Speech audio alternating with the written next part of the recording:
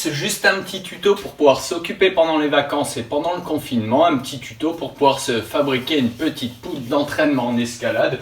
Pour ceux qui n'ont pas la chance d'avoir un modèle commercial à la maison, je vous propose un petit tuto pour pouvoir s'en fabriquer une en bois de récupération et en palette. Au boulot!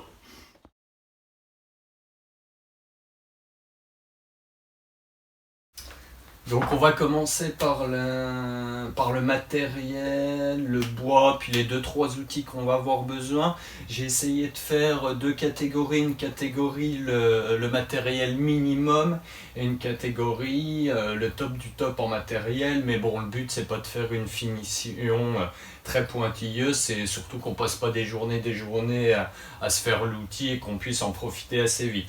Donc la première chose, moi j'ai pas eu beaucoup à chercher, j'ai regardé dans mes chutes de bois, j'ai trouvé déjà un grand bout de contreplaqué pour faire la borde en elle-même. Alors là j'ai pris du contreplaqué, du beau contreplaqué parce que j'avais plus que ça, mais on peut aussi faire ça en OSB avec un contreplaqué de moins bonne qualité. Donc du bois pour la poutre. Après ce que j'ai cherché c'est à trouver du bois pour les prises. Donc j'ai trouvé deux petits bouts de chevron pour faire mes gros bacs. J'ai trouvé un chevron un petit peu moins profond que l'autre pour faire une prise un petit peu moins bac que celle d'avant. Après j'ai trouvé encore des bouts de chevron encore un peu moins profonds. Et pour finir j'ai trouvé un petit bout de palette pour me faire une réglette où j'en ai encore un grand que je vais peut-être pouvoir redécouper. Donc ça c'est le matos au niveau bois que je vais avoir besoin. Après au niveau matos en lui-même, donc j'ai pris que de la visserie de récup. J'ai de la vis à bois de récup.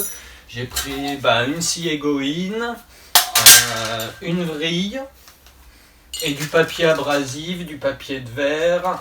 Voilà. Alors ça c'est le minimum du matériel, sachant que la scie égoïne, on peut la remplacer par une scie sauteuse, par une scie circulaire. La vrille, on peut la remplacer par une petite perceuse ou une perceuse visseuse, un truc comme ça. Et on peut également, le top du top, parce que c'est ça qui fera que notre outil sera pas agressif pour les mains et qu'on ne se blessera pas.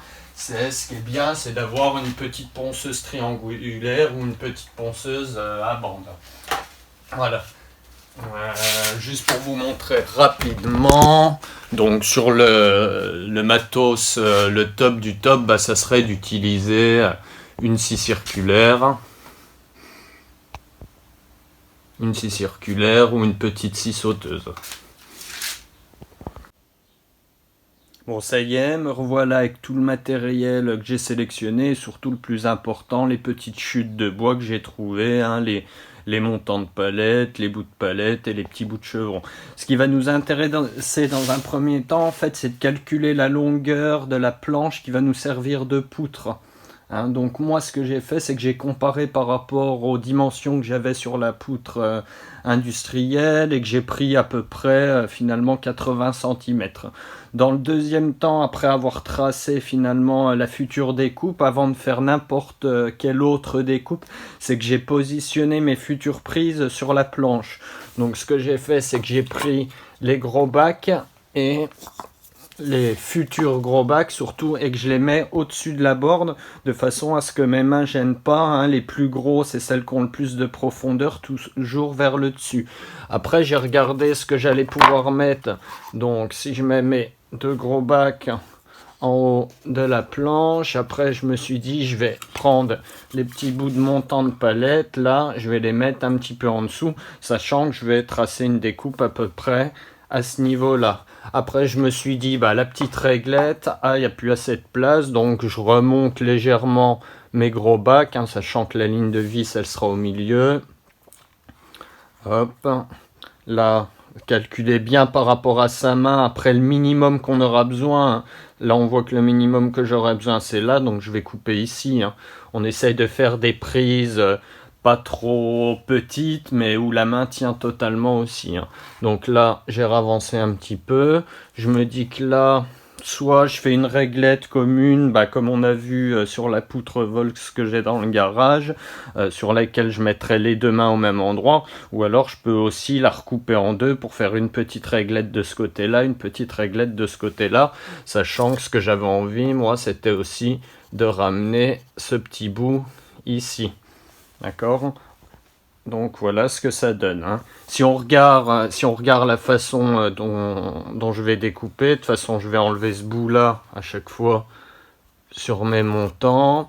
Après je vais regarder ma main, oui ça fait la moitié de ce bout là, donc je vais retracer ici, ce bout là, je peux même en faire, je vais même faire deux prises. Je vais garder la prise sur la totalité là que je redécouperai un petit peu ici, mais avec le petit bout de palette que j'ai au fond là, je vais faire aussi deux petites réglettes que je mettrai de chaque côté que je peux pas présenter tout de suite sur la poutre. Donc c'est assez important de présenter vos futures prises sur la poutre afin de calculer par rapport à la place qu'il y a sur la poutre et par rapport à la place que votre main va prendre dessus, hein, en sachant vraiment le plus important, les prises avec le plus de profondeur comme on voit celle-là, le plus haut, et les prises avec le moins de profondeur, les plus basses, hein.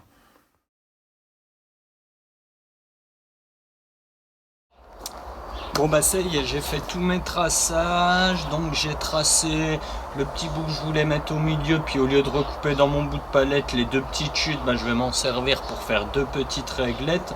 Donc ça me fera trois réglettes en bas, une réglette pour les mains, deux réglettes individuelles. Je vais couper les petits montants de palette que je vais mettre juste en dessous des gros bacs, en faisant bien attention d'avoir la place d'y passer les doigts. Je vais reponcer un petit coup les gros bacs pour pas me blesser au niveau des mains. Puis sur le petit bout de chevron là, je vais garder cette partie là que je vais recentrer au niveau de la poutre. Pour la longueur de la poutre, là je suis parti entre 70 et moi je pensais que 80 c'était quand même un maximum, de façon à pas avoir les épaules trop écartées et de bien avoir les bras dans l'alignement des épaules au-dessus. Donc maintenant au boulot, j'ai juste pas parlé de 2-3 trucs qui me semblent importants. Les EPI, hein, j'ai pris une paire de petits gants, le traditionnel masque du moment et un petit casque pour mes oreilles. Je vais pas couper à la scie égoïne, mais j'aurais pu, hein. Je vais pas non plus sortir la scie circulaire pour pas casser la tête à mes voisins. Je vais juste sortir la scie sauteuse et je vais pouvoir m'y mettre dans 2 secondes, le temps de tout brancher.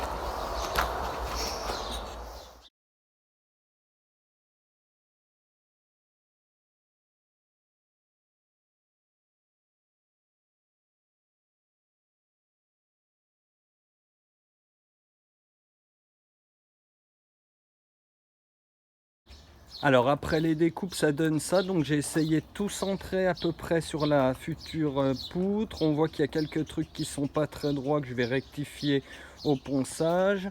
Donc là j'ai centré le mi-gros bac du milieu, j'ai centré sur le... j'ai pas centré, j'ai mis sur le côté les deux gros bacs. Un petit peu plus bas des gros bacs, j'ai mis ces prises là en vérifiant que je pouvais y passer les doigts et que le rapprochement des prises n'allait pas gêner. Et là j'ai mis des petites réglettes, donc une un petit peu plus haute et deux un petit peu plus basses. On voit qu'il y a celle-là qu'il va falloir rectifier un petit peu. Donc là maintenant je vais passer au ponçage. Pour le ponçage, j'ai deux options, hein. Soit la petite ponceuse triangulaire qui va bien, soit sinon je peux prendre du papier de verre en mettant une petite cale en bois là. Alors le but finalement sur les petites prises, en fait ça va pas être d'en faire des prises nickel, mais ça va être avec la ponceuse ou avec le papier de verre de casser les angles et d'enlever les échardes, hein. On va essayer de faire ça juste pour pas se blesser. Sur les chevrons c'est pareil, hein, ma découpe elle est pas très propre, donc je vais casser les angles, je peux arrondir légèrement.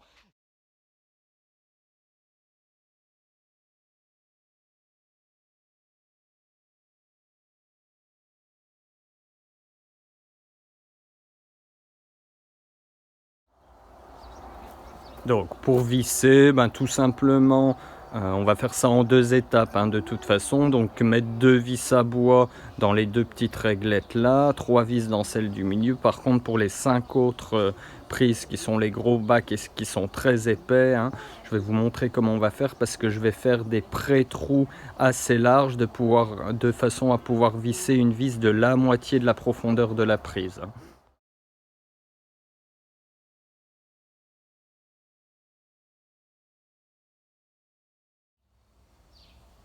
Donc ça y est, j'ai vissé mes 3 petites réglettes. Maintenant, je vais devoir faire les prises plus grosses et plus profondes. Donc dans un premier temps, dans un premier temps, j'ai fait des gros trous dans les grosses prises, des trous qui sont à peu près de 3/4 de l'épaisseur de la prise, pour pouvoir visser des vis qui sont plus fines à l'intérieur avec une grosse rondelle. Bon bah ça y est, voilà le résultat. J'ai fixé les gros bacs, bien poncés, ça fait déjà un petit peu plus propre. J'ai gardé un petit peu les marques de palette pour que ça reste artisanal. On voit que j'ai percé des trous un petit peu plus profonds et que les vis sont prises sur pas la totalité de l'épaisseur de la prise, hein, mais qui sont prises beaucoup plus bas. Voilà, j'ai rajouté aussi 2 trous qui vont correspondre à la petite planche qui est remplie d'inserts sur laquelle est fixée ma poutre actuelle, pour que j'ai pas à refaire des trous, à remettre des chevilles, etc. Donc maintenant on va passer au montage.